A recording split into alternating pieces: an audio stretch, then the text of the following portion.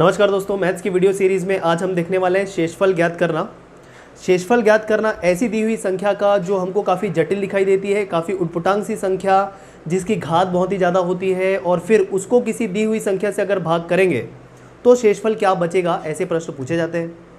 अब ये प्रश्न काफ़ी ईजी होता है, जिसका सॉल्यूशन जानने के बाद डेफिनेटली आपसे वो प्रश्न बन जाएंगे। तो वीडियो को अंत तक देखिएगा, इस टॉपिक से रिलेटेड आपके प्रश्न नहीं छूटेंगे इस वीडियो को देखने के बाद से।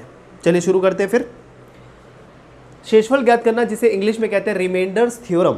अब देखिए, इस प्रकार के प्रश्न आपको देखने को मिलेंगे। 68 टू द पावर 88 को भाग देना है 67 से, फिर बताना है शेषफल कितना है। तो देखिए काफ़ी उटपटांग सी संख्या है, काफ़ी कठिन संख्या दिखाई दे रही है। मतलब 68 की घात 88 को भाग देना है 67 से, तो जिसको भाग देना है वो भी काफ़ी बड़ी है और उसकी घात भी बड़ी है, और जिस संख्या से भाग देनी है वो भी काफ़ी बड़ा है। तो ऐसे कैसे हो सकता है, कैसे भाग दे सकते हैं हम और शेषफल फिर बताना है। तो देखिए सॉल्यूशन काफ़ी इजी होता है, मैं आपको बताऊंगा, ठीक है। तो पहचान लीजिए, इस प्रकार के प्रश्न आपको देखने को मिलेंगे। और चूंकि मैं ऐसे प्रश्न भी बताता हूं जो परीक्षा में आए हुए हैं, ठीक है, एग्जाम्पल के साथ, और उसके सॉल्यूशन भी कैसे करने हैं, वीडियो को अंत तक देखिएगा। पसंद आए तो प्लीज़ लाइक शेयर सब्सक्राइब कीजिएगा दोस्तों। चलिए शुरू करते हैं फिर। इस प्रकार के प्रश्न को बनाने से पहले आपको दो नोट पॉइंट आपको ध्यान में रखना है। ये नोट पॉइंट मैंने अलग से लिख रखे हैं, देखिएगा। नोट पॉइंट नंबर 1 कहता है x to the power n-1, मतलब कोई संख्या अगर इस रूप में दिखाई दे, x की जगह पे कोई भी संख्या आने वाली है, कुछ भी ले लीजिए। चलिए मैं 7 ले लेता हूँ।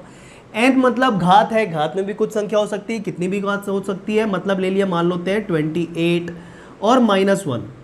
इस रूप में अगर कोई संख्या दिखाई दे, x की घात n-1 के रूप में, अगर इस रूप में अगर कोई संख्या दिखाई दे, तो ऐसी संख्या हमेशा x-1 से पूर्णतः विभाजित होती है, कंप्लीट डिविजिबल होता है। मतलब एक भी शेषफल नहीं बचेगा, मतलब शेषफल शून्य होगा।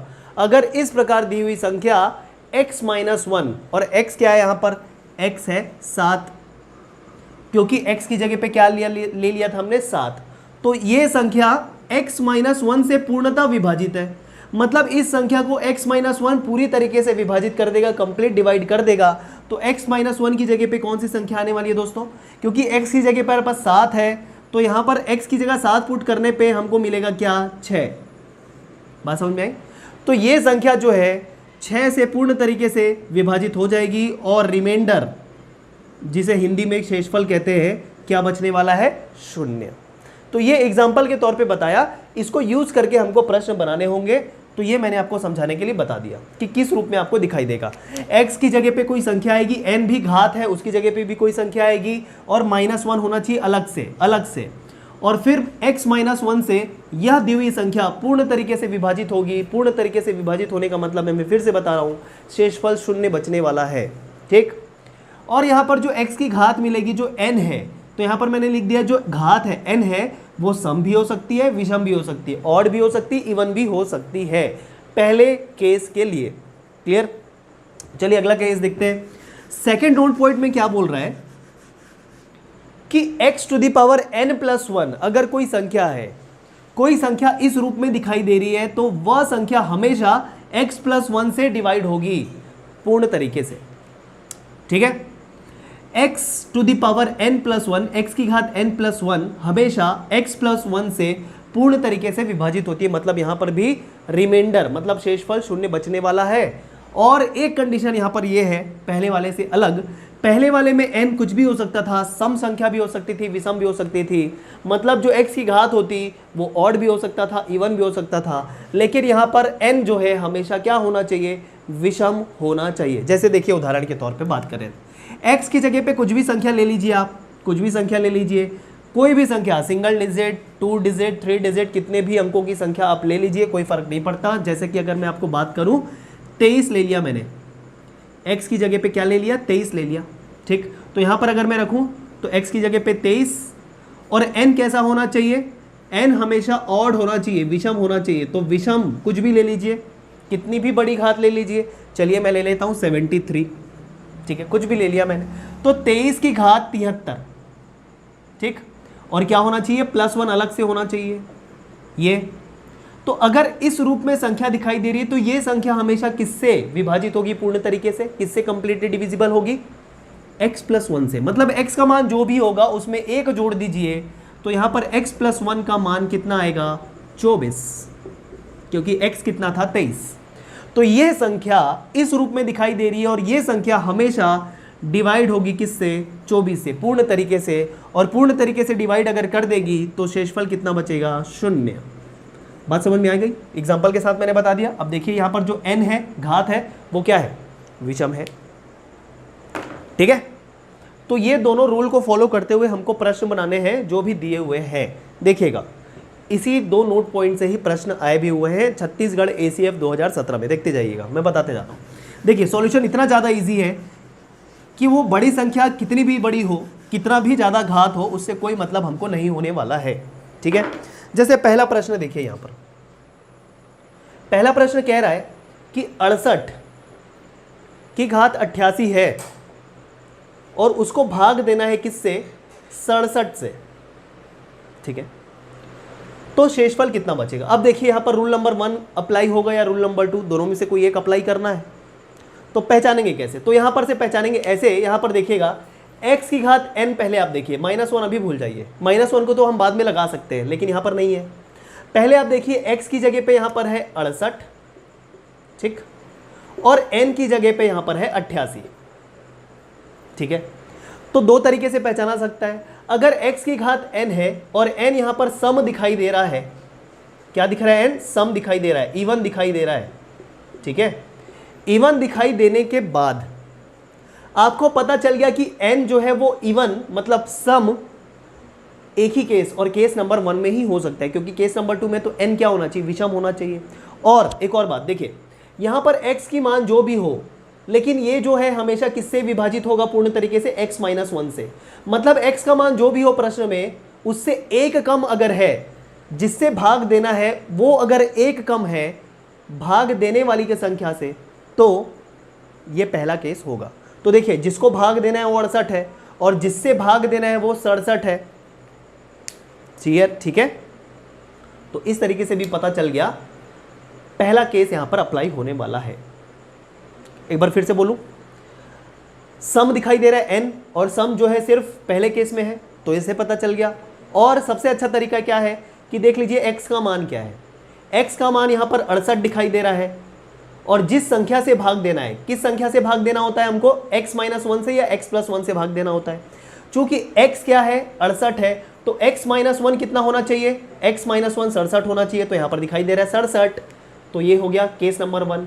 अगर केस नंबर 2 होता तो यहाँ पर 67 नहीं होता, क्या होता, 69 होता, क्योंकि तब किससे भाग दे रहे होते, x+1 से, और जब x+1 से भाग दे रहे होते तो 68 + 1 मतलब 69 होता, और 69 से भाग देते तब पता चल जाता कि केस नंबर 2 है। लेकिन फिर भी यहाँ पर जो घात है वो विषम नहीं है, तो ऐसे पता चल रहा है। मान लो यहाँ पर ऐसा होता, ये ऐसा, तब की बात है ये। तो आपको पता करना है इसको देख के कि किससे, जिससे जो भाग दे रहे हैं, ठीक है, जिससे भाग दे रहे हैं वो एक कम है या एक ज़्यादा। जिससे भाग दे रहे हैं अगर एक कम है x से तो पहला रूल, और जिससे भाग दे रहे हैं वो अगर x से एक ज़्यादा है तो सेकंड वाला रूल। ये ऐसे आप पहचान लेंगे।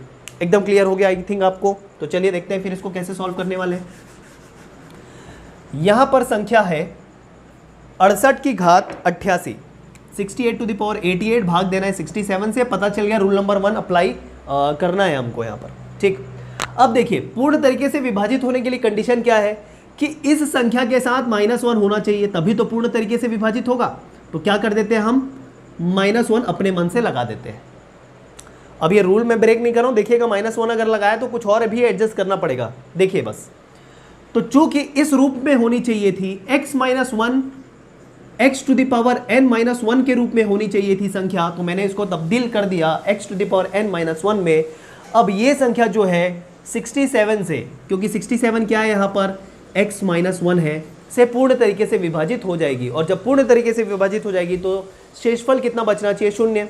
लेकिन एक एडजस्टमेंट हमको करना पड़ेगा यहाँ पर, किसके लिए, जब हमने -1 लगाया उसके लिए। तो देखिए ये x to the power n-1 के रूप में तो आ गया, ये संख्या हमको x to the power n-1 के रूप में तो दिखाई दे रही है। लेकिन एक चीज़ आप देखिए, अगर मैंने -1 अपने मन से लगाया है तो +1 भी तो लगाना पड़ेगा।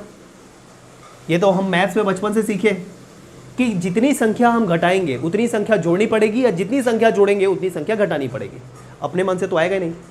मतलब क्यों होता है, देखिए अगर ऋण 1 मैंने लगा दिया यहाँ पर जरूरत पूरी करने के लिए, तो धन 1 भी लगाना पड़ेगा ना, तभी तो इसका मतलब क्या होता है, ऋण 1 और धन 1 -1 और +1 क्या हो जाता है, मिलके 0। मतलब ऐसा करने से इस संख्या पे कोई फर्क नहीं पड़ता, लेकिन हाँ हमारा काम पूरा हो रहा है रूल 1 का, ठीक है, इस कारण हम वैसा करते हैं। बात समझ में आई? तो ऋण 1 लगाने की वजह से मैंने +1 भी लगा दिया और ये हो गया न्यूट्रल, मतलब एक ही मतलब हो गया फिर। तो देखिए ये x⁻n-1 और ये x-1, ये इसको पूर्ण तरीके से विभाजित कर देगा, मतलब 67 जो है 67 जो है 68⁻88 - 1 को पूरी तरीके से विभाजित कर देगा। बच कितना गया, ये पूरी तरीके से विभाजित हो गया, बच क्या गया, बच गया सिर्फ +1। इसको विभाजित नहीं कर पाएगा कौन, 67, क्योंकि +1 कम है। तब तक भाग देना है जब तक भाग देने वाली संख्या से कम संख्या शेषफल के रूप में प्राप्त ना हो जाए।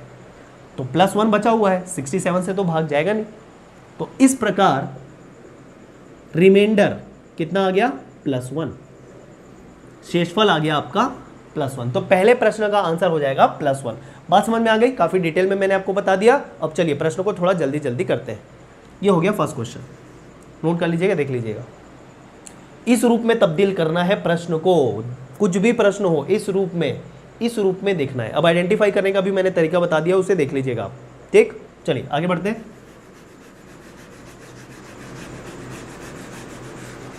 देखिए दूसरा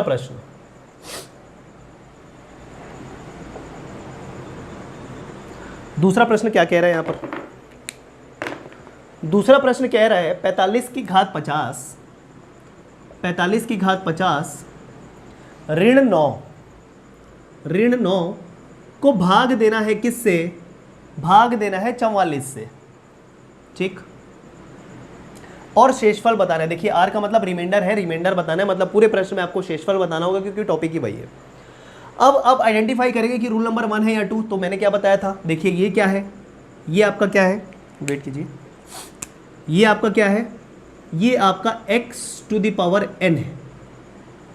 हालांकि यहां पर -1 होना चाहिए, नहीं है, उसको बाद में हम ले आएंगे, वो बात की बात है। फिलहाल तो x⁻n आपको पहचाननी है, x की घात n पहचाननी है। तो दिख गया ये x की जगह पे क्या है, x की जगह पे 45 है, ठीक। n की जगह पे क्या है, n की जगह पे आपका 50 है, ठीक। अब एक चीज आप मानिए, देखिए यहां से पता चल जा रहा है कि n जो है वो सम है, और सम रूल नंबर 1 में ही होता है, लेकिन उससे अच्छा रूल है क्या, x को देखिए, x क्या दिख रहा है, 45, और रूल नंबर 1 में ये कहता है कि x का जो भी मान होगा तो इस संख्या को जिससे डिवाइड करेंगे वो हमेशा x से 1 कम होना चाहिए, ठीक। क्या x से 1 कम है क्या, जिससे भाग देना है, बिल्कुल। यहां पर x 45 है तो उससे 1 कम कितना, 44, जो रूल नंबर 1 कह रहा है कि x का मान जो भी हो उससे 1 कम होना चाहिए जिससे डिवाइड करना है, ठीक है। तो इस तरीके से भी पता चल गया कि ये रूल नंबर 1 एप्लीकेबल हो रहा है यहां पर। अब चलिए हम प्रश्न को सॉल्व करेंगे, ठीक है। देखिए कैसे करेंगे। यहां पर हमको दिखाई दे रहा है 45 की घात 50, लेकिन साथ में क्या होना चाहिए, पूर्ण तरीके से विभाजित होने के लिए -1 चाहिए। चलो करते। 45 की घात 50 ऋण 1 मैंने लगा दिया अपनी ज़रूरत के हिसाब से, क्योंकि रूल में दिख रहा है, ये इस फॉर्म में आ गया, वो वाला मेरा प्रश्न। लेकिन ऋण 9 का क्या करें, ऋण 9 को भी तो एडजस्ट करना पड़ेगा ना, उसको भी तो कंसिडर करना पड़ेगा, कहीं हटा तो सकते नहीं है। तो क्या किया, देखिए ये ऋण 9 है, इसी में से मैंने एक ऋण ले लिया, ये ऋण 9 है, -9 है, इसी में से एक -1 मैंने ले लिया और यहां पर लगा दिया, क्योंकि -9 तो ऑलरेडी था, उसमें से एक -1 ले लिया और लगा दिया, ये लगा दिया मैं, क्योंकि मेरे को ये चाहिए था। अब -9 में से एक -1 निकाल लिया तो कितना माइनस बचेगा, -8 बचेगा, सीधी सीधी बात है, ठीक। और डिवाइड करना है किससे, 44 से, क्लियर। अब देखिए ये संख्या जो इस रूप में है वो हमेशा x-1, मतलब x की जो भी मान होगी उससे एक कम से पूरी तरीके से विभाजित हो जाएगा, तो मतलब इस पूरी संख्या को 44 पूरी तरीके से भाग दे देगा, ठीक है। और बच कितना जाएगा, फिर बच जाएगा, देखिए वहां पर क्या बचा दिखाई दे रहा है, बचा दिखाई दे रहा है ऋण 8। तो यहां पर देखिए रिमाइंडर बचा दिखाई दे रहा है ऋण 8, लेकिन एक चीज़ हमेशा ध्यान रखिएगा कि रिमाइंडर मतलब शेषफल कभी भी ऋणात्मक नहीं होगा, नेगेटिव नहीं होगा, ठीक है। तो जब कभी भी आपका रिमाइंडर शेषफल ऋणात्मक आ जाए, नेगेटिव आ जाए, तो उसके बाद आपको ओरिजिनल रिमाइंडर निकालने के लिए, ओरिजिनल रिमाइंडर हमेशा प्लस में होता है, ये चीज़ ध्यान रखिएगा, हमेशा प्लस में होगा। तो ओरिजिनल रिमाइंडर निकालने के लिए जिस संख्या से भाग दे रहे हैं, किससे भाग दे रहे हैं? 44 से। उस 44 से इस संख्या को घटा देना, घटा देना मतलब डायरेक्ट चिन्ह के साथ यहां पर ऐसा लगा देना, ऋण 8 है, ऋण 8 लगा देना आप। ऐसा नहीं कि मैंने घटाने बोला है तो 44 ऋण 8 कर रहे हैं तो फिर वो 44 प्लस 8 हो जाएगा, ऋण ऋण धन होके। क्या करना, सीधा सीधा उठा के यहां पर रख देना, मतलब ये क्या हो रहा है? 44 ऋण 8, 44 माइनस 8, और 44 माइनस 8 करने के बाद आपका क्या आ जाता है? 36। तो ये आ गया ओरिजिनल रिमाइंडर, ठीक, शेषफल, ठीक है। सही शेषफल आपका आ गया 36, पॉजिटिव है, करेक्ट आंसर होगा। शेषफल कभी भी ऋणात्मक नहीं हो सकता। अगर ऐसा करते हुए ऋणात्मक आ जाए तो जिससे भाग दे रहे हैं उससे उसको घटा देना, बस ये आप ध्यान में रखेंगे, ठीक है दोस्तों। आगे बढ़े, तो ये हो गया दूसरे प्रश्न, और दूसरे प्रश्न का आ गया क्या? 36 आंसर, रिमाइंडर शेषफल 36 आएगा इसका। आगे बढ़ते हैं, देखिए सारे जल्दी जल्दी होते जाएंगे, बस आपको केस आइडेंटिफाई करना है। तो शुरू के 2 प्रश्न पहले केस से निकल गए हमको हमारे। चलिए सारे केसेस कवर करूंगा, इसमें जब ऋणात्मक आने का था तो वो भी मैंने कवर किया आपका, ठीक है। इस तरीके से मैं सारे केसेस आपके कवर करते चलूंगा। तीसरा प्रश्न देखिए, तीसरा प्रश्न कह रहा है 3 की घात 5 धन 5 की घात 6 को भाग देना है 4 से। बड़ा अच्छा क्वेश्चन है। 3 की घात 5 प्लस 5 की घात 6 को भाग देना है 4 से। अब ये दो संख्या का मिश्रण है ना, तो अब आपको आइडेंटिफाई करना है कि भाई किससे भाग जाएगा, ये किससे भाग जाएगा, ठीक। तो देखिए अब यहां पर अगर मैं इसके साथ इसकी बात करूं, 3 की घात 5 की 4 के साथ बात करूं, तो कौन सा केस है? तो यहां पर ये x की घात n के रूप में अगर दिखाई दे रहा है, अगर यहां पर हम 3 को x माने तो जिससे भाग देना है वो एक ज़्यादा है, x से एक ज़्यादा है। तो देखिए x की घात n प्लस 1 होना चाहिए यहाँ पर, लेकिन प्लस 1 अभी नहीं है, बाद में लगा सकते हैं। लेकिन एक चीज़ हमको पता चल गया कि x का मान जो भी है उससे एक ज़्यादा, मतलब x प्लस 1 से अगर भाग दे रहे हैं तो वो केस नंबर 2 होगा। और साथ ही साथ इसकी घात भी क्या है? विषम है। घात भी क्या है? विषम है।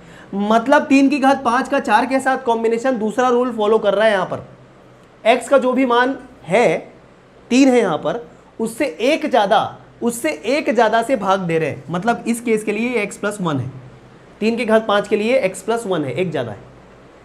तो यहाँ पर दूसरा रूल लग रहा है इस वाले कॉम्बिनेशन के साथ। बात समझ में आई? लेकिन वहीं पर अगर मैं 5 की घात 6 को देखूं, तो अगर यहां पर x को 5 मान लिया मैंने, तो उसके लिए 4 क्या हो जाएगा? x माइनस 1, क्योंकि x से एक कम है। और जिस संख्या को भाग देना है उससे एक कम वो संख्या रहे कि जिससे भाग देना है, ठीक है। तो उसके लिए रूल नंबर 1 एप्लीकेबल होता है। मतलब यहां पर x 5 है और जिससे भाग देना है 4 है। मतलब देखिए यहां पर x का मान जो भी होगा उससे एक कम वाली संख्या से भाग देना है। क्लियर है?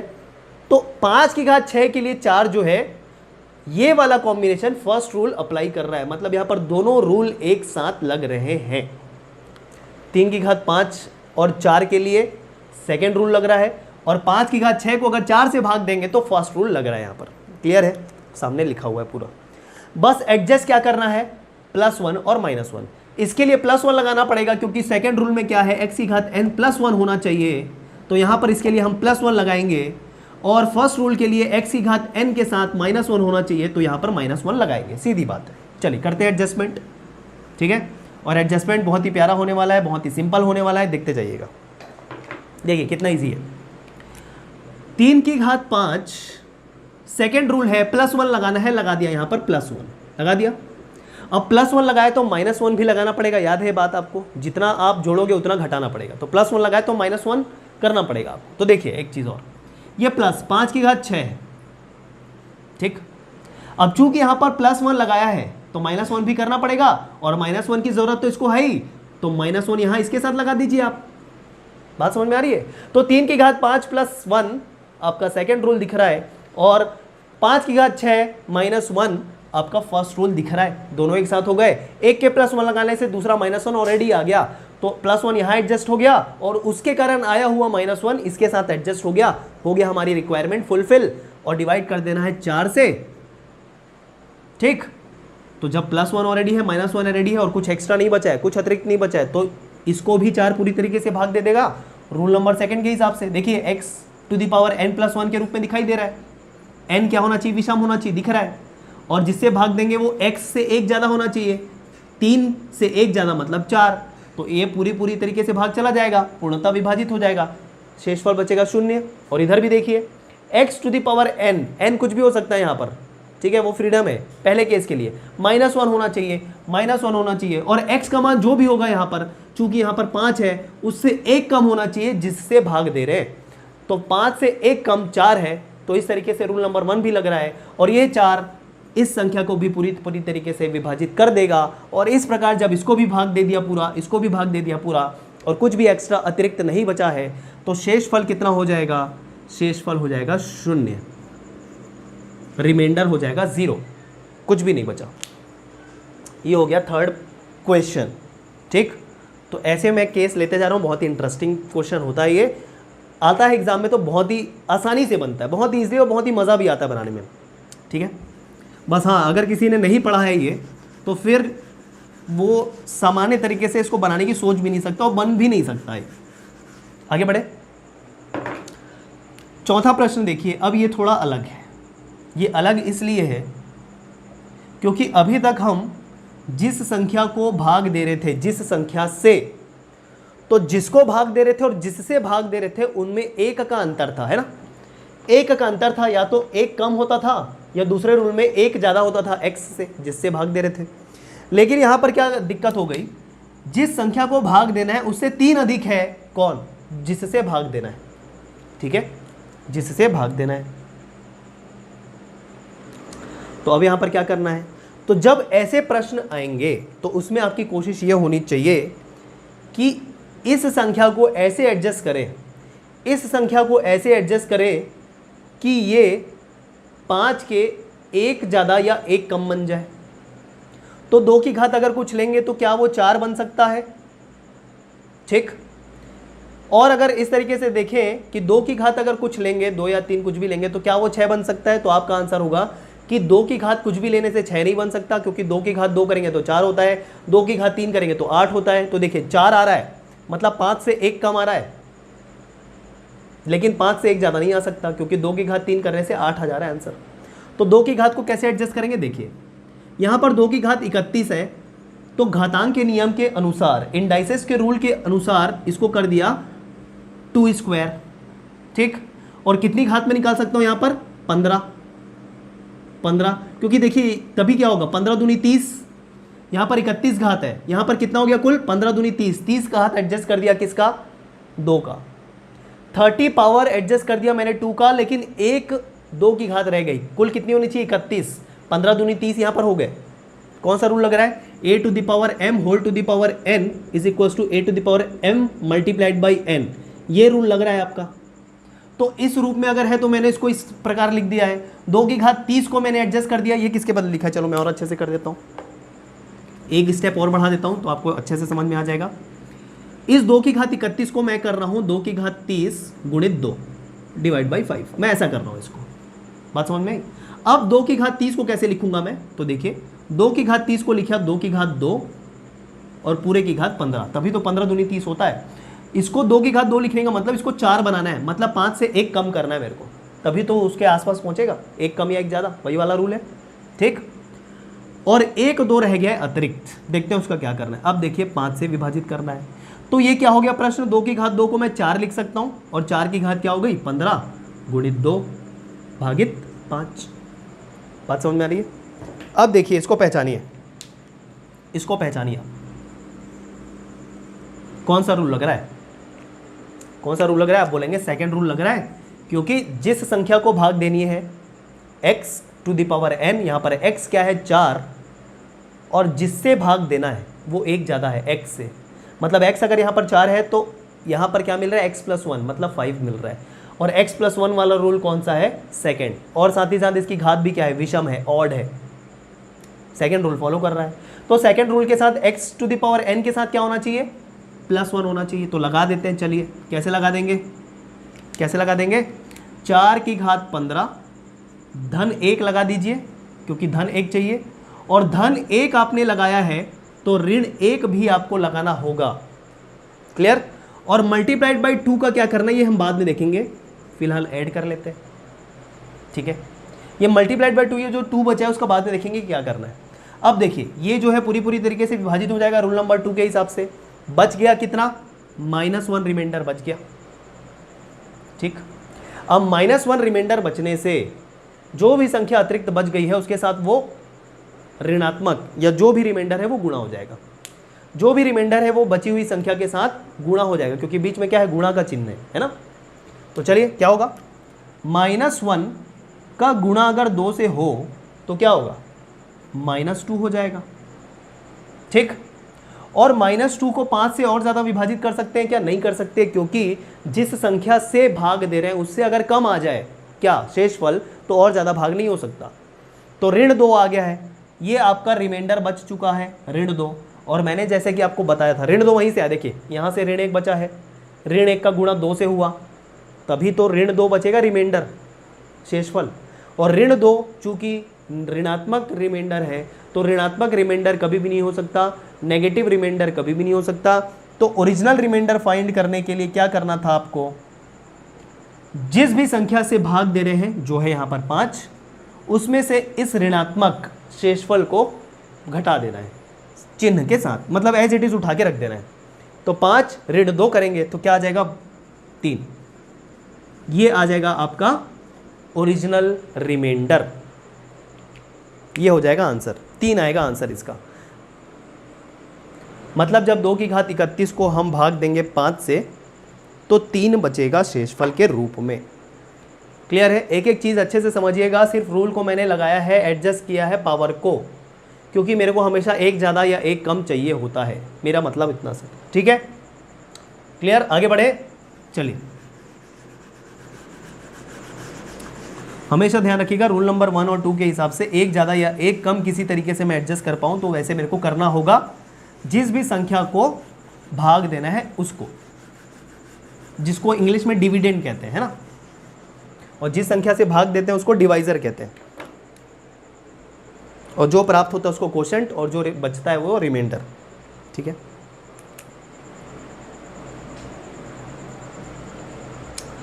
पांचवा प्रश्न देखिए, अब काफ़ी इंटरेस्टिंग है।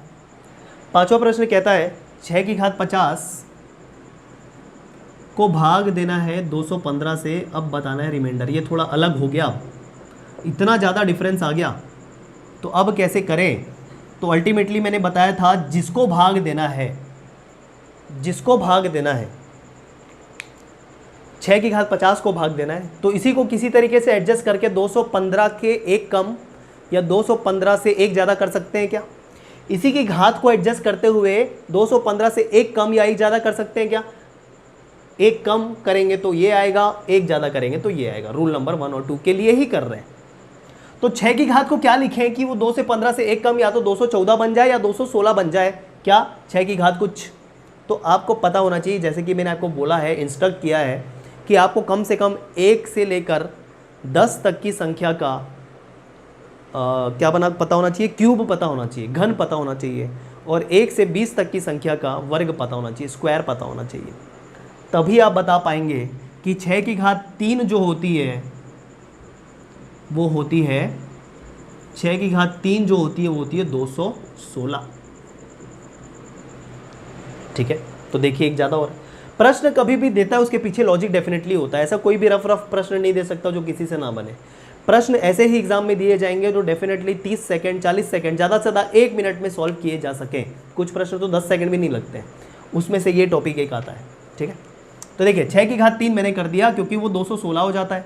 अब 6 की घात 3 तो है, यहाँ पर कैसे एडजस्ट करूँ, यहाँ पर कैसे एडजस्ट करूँ, तो यहाँ पर मैंने कर दिया 16। ठीक है, यहाँ पर कर दिया मैंने 16। क्योंकि अगर 17 करता तो क्या हो जाता, 17 तिया 51 हो जाता है ना। तो 16 किया, 16 दूनी 32, 16 तिया 48 होता है, ठीक। और 16 तिया 48 जब किया मतलब 6 की घात 48 एडजस्ट हो गया, 2 घात बच गई 6 की, तो इसको मैंने अलग से लिख दिया 6 की घात 2 के रूप में, ठीक है दोस्तों। अब डिवाइड कीजिए, चलिए 215 से, चलिए एक स्टेप और कर देते हैं। एक स्टेप ऐसा कि 6 की घात 3 को मैंने लिख दिया क्या, 216। 6 की घात 3 216 होती है, 216 की घात 16 है, ठीक। और अलग से बचा हुआ है 6 की घात 2 बचा हुआ है, इसको भाग देना है 215 से। अब आप ये रूल देखिए, बताइए कौन सा रूल लग रहा है यहाँ पर। जिसको भाग देना है वो है x और जिससे भाग देना है वो है x माइनस 1 या x प्लस 1। तो बताइए यहाँ पर x माइनस 1 या x प्लस 1। x अगर 216 है तो ये क्या है, x माइनस 1, x से एक कम है। और जब x माइनस 1 पता चल गया तो रूल नंबर 1 लगेगा, यहाँ पर रूल नंबर 1 लग गया। और साथ ही साथ यहाँ पर जो घात है वो भी क्या है, सम है, ठीक। तो रूल नंबर 1 के हिसाब से x to the power n के साथ क्या होना चाहिए, -1 होना चाहिए, है ना। तो चलिए करिए एडजस्ट। 216 की घात 16 ऋण 1 लगा दिया आपने, क्योंकि ऋण 1 तो चाहिए, तभी तो पूरी तरीके से भाग जाएगा किससे, 215 से। और ऋण 1 लगाया तो आपको धन 1 भी लगाना पड़ेगा, ठीक है, धन 1 भी लगाना पड़ेगा, और लगा दिया। और इन सब के बाद यहां पर बचा हुआ है गुणा में 6 की घात 2, 6 की घात 2 और भाग देना 215 से। तो देखिए ये वाला पूरा 215 से चला जाएगा रूल नंबर 1 के हिसाब से। बच कितना गया, धन 1 बच गया है और गुणा में 6 का वर्ग बच गया है। और जो बचा है वही क्या होने वाला है, शेषफल होने वाला है। तो चलिए लिख दीजिए शेषफल कितना होगा, रिमाइंडर कितना होगा, धन 1 का गुणा 6 के वर्ग के साथ, और 6 का वर्ग कितना होता है 36। तो 36 का गुणा धन 1 के साथ कितना होता है, 36 ही होता है, ठीक है। तो ये हो जाएगा आपका रिमाइंडर और यही हो जाएगा आंसर, ठीक है दोस्तों। तो धन 1 का गुणा 36 के साथ, क्लियर। अब एक और चीज, अब 215 क्या है जिससे भाग दे रहे हैं उससे छोटा ही आया है, तो ये फाइनल आपका रिमाइंडर होने वाला। और धन भी आया है तो और कुछ एडजस्ट करने की जरूरत नहीं है। जो भी रिमाइंडर बचता है उसको अगर गुणा करना है तो गुणा कर देना बचे वाले संख्या के साथ, धन करना है तो धन कर देना, ठीक है। चलिए आगे बढ़ते हैं।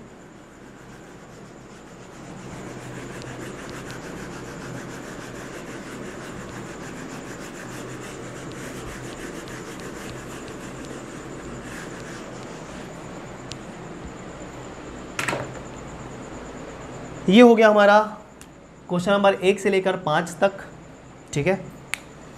अब देखिए ये प्रश्न जो है प्रश्न क्रमांक 6, ये ACF छत्तीसगढ़ ACF 2017 में पूछा हुआ प्रश्न था, ठीक है। अब आप खुद बता दीजिए इसको करना कैसे है।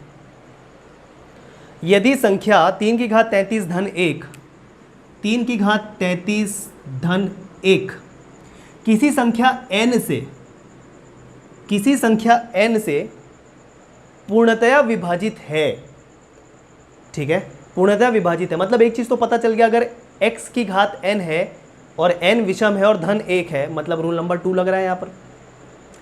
और वह संख्या n से पूरी तरीके से विभाजित है, मतलब यहाँ पर पता चल गया ये x है तो n क्या होना चाहिए, n होना चाहिए x प्लस 1, मतलब 3 धन 1 मतलब 4।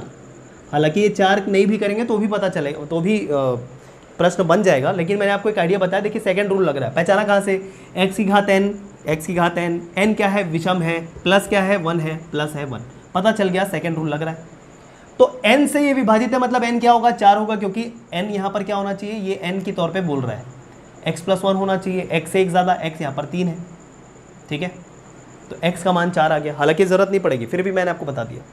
तो निम्नलिखित में से कौन सी और संख्या जो है वो n से विभाजित है।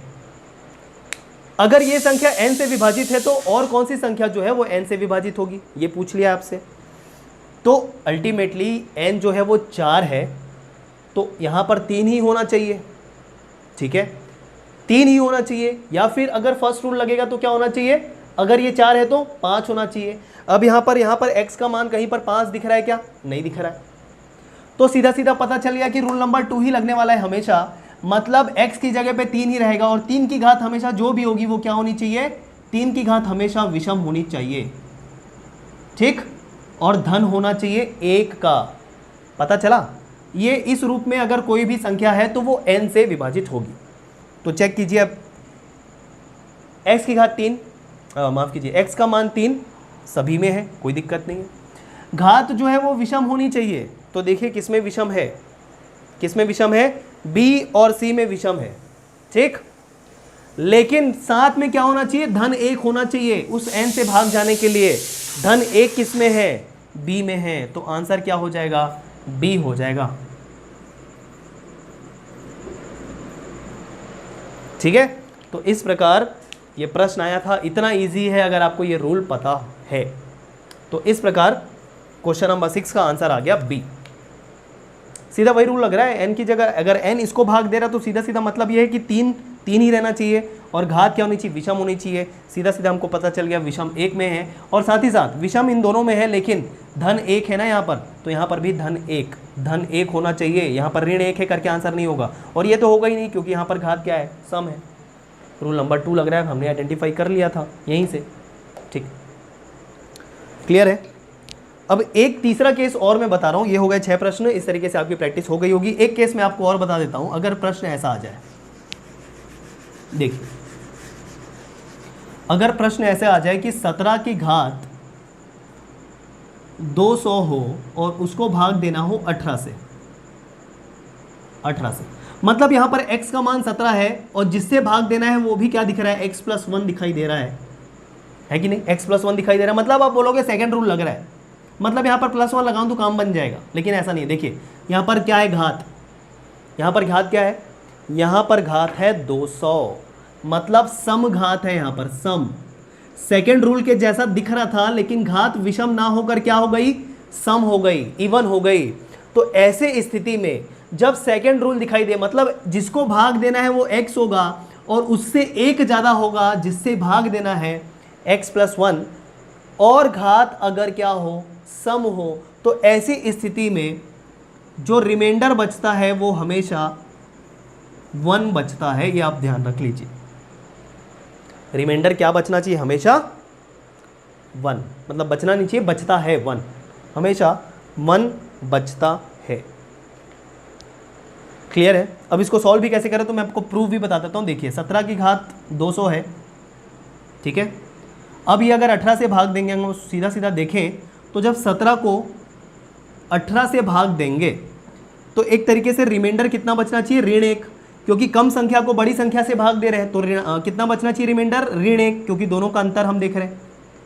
और ऋण 1 का कितना पावर है, घात है 200, और ऋण 1 की घात अगर 200 लें, 1 की घात कुछ भी लें तो 1 ही आता है, लेकिन ऋण 1 की घात 200 लें तो आपको मिलेगा धन 1। तो एक चीज ध्यान रखिएगा, ऋण 1 की घात अगर सम हो तो आपको धन 1 मिलता है, और ऋण 1 की घात अगर विषम हो, ऑड हो, तो ऋण 1 मिलता है। यहां पर ऋण 1 की घात सम है तो क्या मिलेगा, धन 1। बात समझ में आई? तो इस तरीके से क्या आ गया, रिमाइंडर +1 आ गया। क्लियर है। तो एक केस मैंने आपको बता दिया है, और एक होमवर्क दे रहा हूं, अतिरिक्त प्रश्न, जिसको आपको कमेंट बॉक्स में बताना है अगर आपको ये सारे प्रश्न समझ में आए हैं, ठीक है। तो एक प्रश्न मैं आपको और देना चाहूंगा।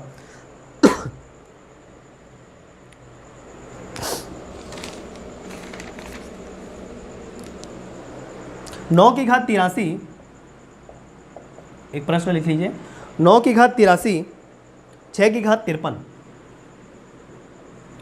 को अगर भाग देंगे 5 से, इस पूरी संख्या को अगर भाग देंगे 5 से, तो रिमाइंडर कितना बचेगा। ये आपके लिए होमवर्क का प्रश्न है, जिसको आपको कमेंट बॉक्स में बताना है। अगर आप सीख गए हैं तो अगर आप प्रश्न का सही उत्तर देते हैं तो आपको भी अच्छा लगेगा, हमको भी अच्छा लगेगा, ठीक है दोस्तों।